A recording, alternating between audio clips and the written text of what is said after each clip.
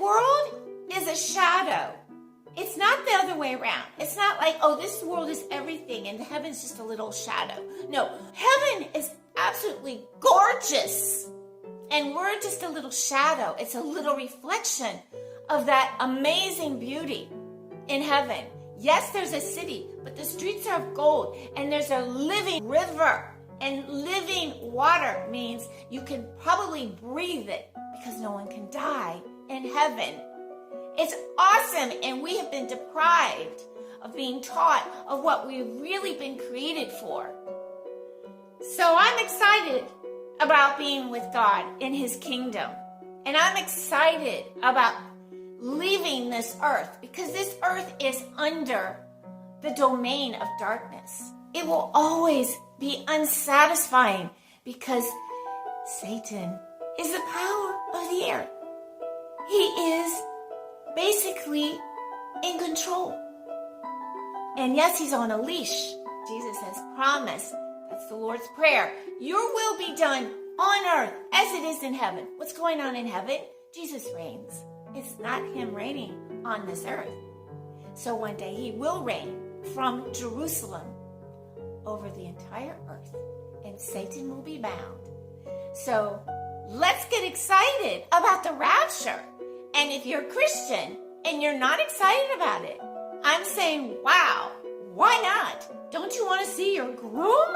Don't you want to see what he's been preparing for you? Don't you see yourself as a bride? That when the bride is taken, there will be 144,000 male Jews who will be like a little Elishas everywhere. And they will be given certainly a double portion because they will be able to do such miracles and evangelize in such a way that the church was not able to do. So they will reach out to their people, the Jews, and God will show his faithfulness, that he keeps all of his covenants, the ones to the Jews, to the bride. And so we are living in exciting times, and I hope that you have asked Jesus into your life.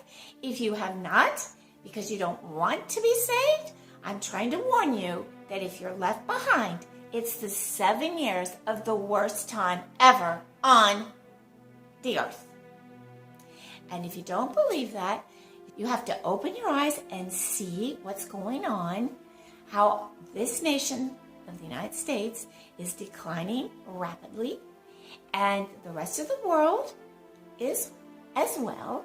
There is the World Economic Forum with the United Nations and with the WHO, World Health Organization, and they're all colluding together to bring about their Agenda 2030 because they want 17 sustainable goals to be in place with one world leader, one world religion, and one world currency. And BRICS is on its way to getting its one currency for them, and then other nations are going to join.